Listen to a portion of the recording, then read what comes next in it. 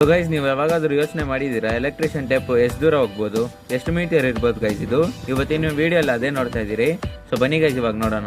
Guys, ಇದು ಚಿಕ್ tape guys 15 ರುಪೀಸ್ದು. ಇನ್ನೊಂದು ಬರುತ್ತೆ ಗೈಸ್ 25 ರುಪೀಸ್ದು, ಸ್ವಲ್ಪ ಜಾಸ್ತಿ ಇರುತ್ತೆ. ಇವಾಗ ನನ್ನ ಹತ್ರ ಇದೆ ಗೈಸ್, ಇದೇ ನೋಡೋಣ ಎಷ್ಟು ದೂರ, ಎಷ್ಟು ಮೀಟರ್ ಇರ್ಬೋದು ಅಂತ.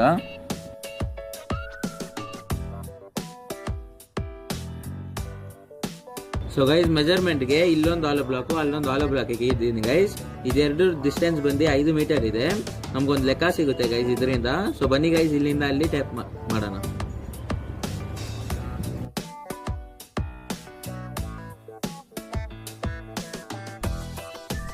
ಗೈಸ್, ಇಲ್ಲಿಂದ ಸ್ಟಾರ್ಟ್ ಆಗ್ತಾ ಇದೆ.